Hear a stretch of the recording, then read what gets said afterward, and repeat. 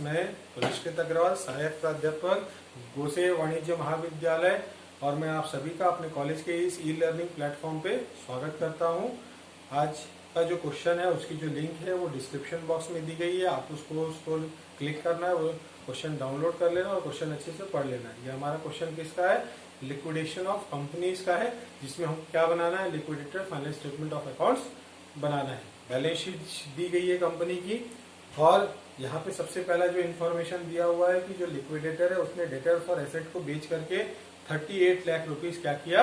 Recover किया। तो हम यहाँ पे लिख रहे हैं टू एसेट रियलाइज, लेकिन एसेट रियलाइज लिखने से पहले सबसे पहले हम क्या लिख लेते हैं? कैश लिख लेते हैं। तो हमने यहाँ लिखा कैश। कैश का अमाउंट क्वेश्चन में कितना दिया हुआ है? 20,000। और टू एसेट्स रियलाइज्ड, और क्वेश्चन में जो एसेट रियलाइज की अमाउंट गिवन है वो गिवन है 38 लाख रुपीस।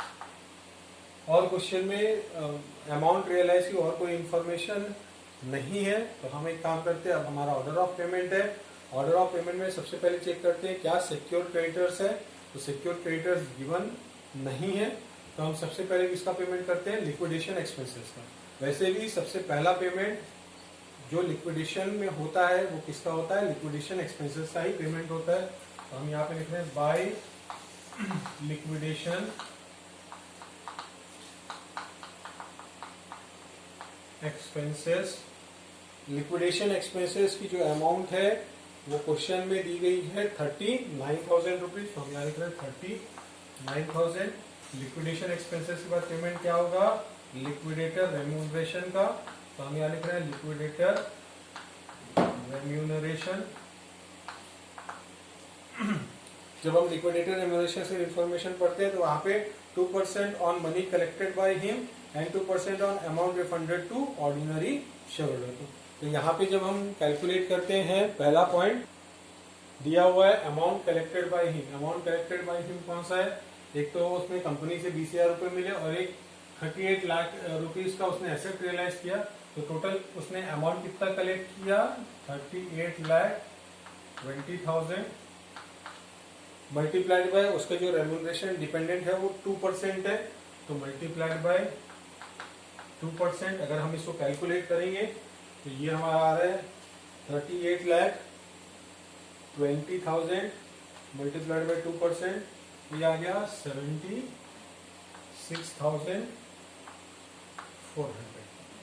नेक्स्ट पॉइंट अगर हम पढ़ेंगे तो 2% on the amount refunded to ordinary shareholder. अगर ऑर्डिनरी शेयर होल्डर को वो पैसा रिफंड कर रहा है, कोई अमाउंट रिफंड कर रहा है, तब अभी तो हमको पता नहीं है कि वो कितना अमाउंट रिफंड कर रहा है, तो हम स्पेस को छोड़ देते हैं और फिर उसके बाद कैलकुलेट करते हैं।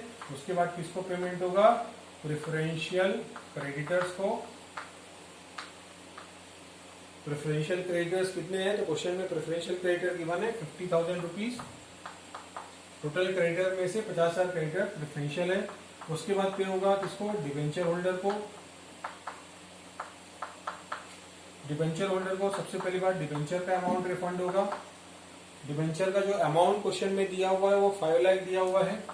और अगर हम डिबेंचर से रिलेटेड इंफॉर्मेशन को अच्छे से रीड करें तो यहाँ पर बोला है debenture holder were paid on 30 June 1992 with interest up to the date. तो इंटरेस्ट है, बैलेंस शीट की डेट है 1 जनवरी और पेमेंट हो रहा है 30 जून को। इसका मतलब 6 महीने के बाद पेमेंट हो रहा है, तो 6 महीने का हम इंटरेस्ट कैलकुलेट करेंगे। तो यहाँ पे हमने लिखा इंटरेस्ट, तो इंटरेस्ट होगा 5 लाख पे। रेट ऑफ इंटरेस्ट जो डिबेंचर का दिया हुआ है वो 6% दिया हुआ है, और 6 मंथ का हमको कैलकुलेट करना है। तो ये हो गया 5 लाख का 6%, ये आ गया 30,000। 30,000 का आधा ये आ गया 15,000। तो इंटरेस्ट का अमाउंट कितना आ गया? 15,000। टोटल डिबेंचर होल्डर को कितना पे हुआ? 5,15,000। नेक्स्ट पे किसको होगा? अगर रिमेनिंग अनसिक्योर्ड क्रेडिटर्स को, तो हम यहाँ पे पे करते हैं by unsecured creditors. Total creditors जो बैलेंस शीट में दिख रहे हैं वो 10,50,000 है। 10,50,000 से 50,000 का क्या हो गया?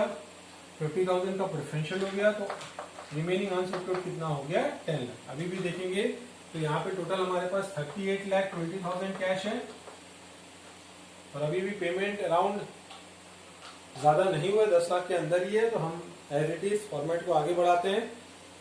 इसके बाद का जो पेमेंट है वो किसको पेमेंट होगा? पेमेंट होगा प्रेफरेंस शेयर होल्डर को।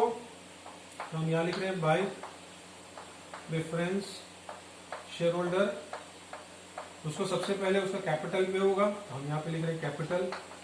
कैपिटल की जो अमाउंट है वो कैपिटल की अमाउंट 20 लाख रुपीज है। फिर हम चेक करते हैं क्या डिविडेंड से रिलेटेड कोई इंफॉर्मेशन है, तो क्वेश्चन में डिविडेंड से रिलेटेड इंफॉर्मेशन एक दिया हुआ है कि dividend on preference share is paid up to 31 December 1990 और जो बैलेंस शीट की डेट है वो 1 जनवरी 1992 है। इसका मतलब यहाँ पे अगर हम कैलकुलेट करेंगे तो एक साल का जो डिविडेंड है वो क्या है? एरियस है। अगर हमको निकालना है तो हम परसेंटेज से मल्टीप्लाई कर देंगे और हमारा अमाउंट ऑफ डिविडेंड निकल जाएगा। तो अमाउंट ऑफ डिविडेंड अगर हम कैलकुलेट करेंगे तो यहाँ पे जो अमाउंट ऑफ डिविडेंड आएगा वो आएगा कितना? 20 लाख मल्टीप्लाइड बाय 5%। तो ये अमाउंट कितना आ रहा है डिविडेंड का?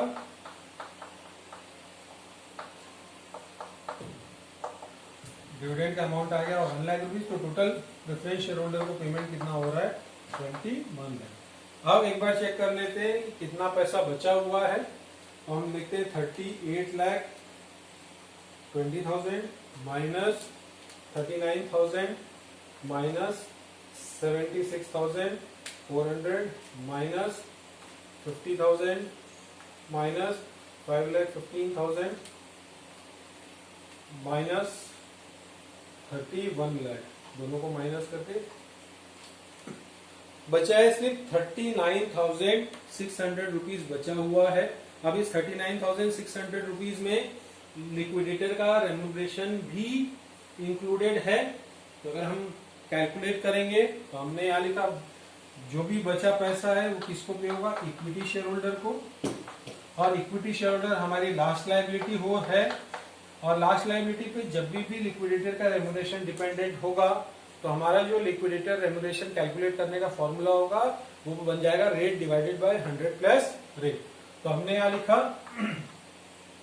पैसा बचा हुआ है 39,600 मल्टीप्लाइड बाय रेट कितना दिया हुआ है? रेट भी दिया हुआ है 2%, तो 2 डिवाइडेड बाय 102, तो मल्टीप्लाइड बाय 2 डिवाइडेड बाय 102, ये जो आ रहा है 776।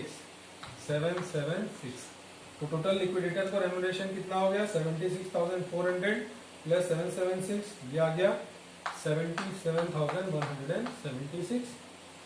और इक्विटी शेयर होल्डर का पेमेंट हो गया टोटल 39,600 था, जिसमें से हमने लिक्विडेटर का रेम्यूनरेशन 776 माइनस कर दिया और उतना ही पैसा बच गया है।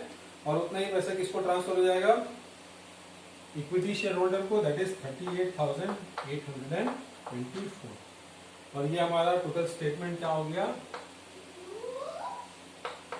कंप्लीट हो गया। तो आपको ये हमेशा याद रखना है कि भाई amount realise, asset realise, amount received, ये बहुत ही इंपॉर्टेंट टर्म है जब लिक्विडेटर का कैलकुलेशन करते हैं। यहाँ पे मनी कलेक्टेड बोला हुआ है तो कैश भी उसने कलेक्ट किया, इसलिए कैश को भी इंक्लूड किया। एसेट रियलाइज बोला तो कैश को इंक्लूड हम नहीं करने वाले थे। तो ये जो क्वेश्चन है ये क्वेश्चन कंप्लीट हो चुका है। नेक्स्ट क्लास में हम नेक्स्ट क्वेश्चन सॉल्व करते हैं। Thank you.